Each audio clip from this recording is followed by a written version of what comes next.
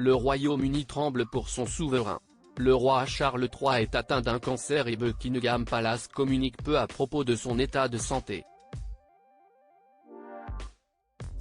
Heureusement, son épouse, la reine Camilla, vient de s'en charger. Son passage à la London Clinic devait se dérouler sans encombre. Mais alors qu'il se faisait opérer de la prostate, les médecins ont découvert que le roi Charles III était atteint d'une forme de cancer, comme l'a révélé Buckingham Palace le lundi 5 février 2024. Dans le communiqué évoquant l'état de santé du souverain britannique de 75 ans, il était seulement précisé que ce dernier avait déjà entamé une série de traitements pour se soigner. De passage à la cathédrale de Salisbury pour assister à une soirée musicale, son épouse, la reine consort Camilla, a donné quelques nouvelles plutôt rassurantes. Il se porte extrêmement bien, au vu des circonstances, a-t-elle expliqué aux journalistes présents à l'événement, comme le rapporte Sky News. Il est très touché par toutes les lettres et tous les messages que le public lui envoie de partout. Le roi Charles III a la peau dure et a résisté, à travers les âges, à de très nombreux problèmes de santé. S'il lui arrivait quelque chose, si est son fils aîné, le prince William, qui hériterait du trône. La reine consort Camilla deviendrait, elle, une reine douairière, titre utilisé uniquement pour les veuves de monarques.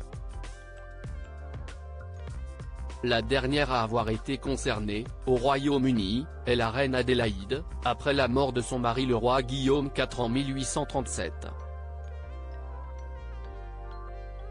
Le roi reste positif quant à son traitement et espère reprendre pleinement ses fonctions publiques dès que possible, explique la BBC.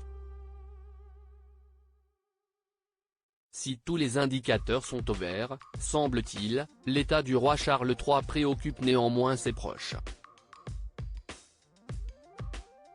En apprenant qu'il était atteint d'un cancer, son fils le prince Harry, exilé avec femme et enfants à Montecito, en Californie, a sauté dans le premier avion. Un voyage express pour le papa d'Archie et Lilibet qui n'a pu s'entretenir avec son père qu'une quarantaine de minutes selon les informations du Daily Mail, et qui est reparti chez lui au bout de 24 heures passées sur le sol anglais. Il n'aurait, d'ailleurs, pas croisé son frère, le prince William, qui semble l'avoir complètement rayé de sa vie à la suite de ses multiples attaques, que ce soit dans son livre Le Suppléant ou dans les épisodes du documentaire Netflix Harry et Meghan.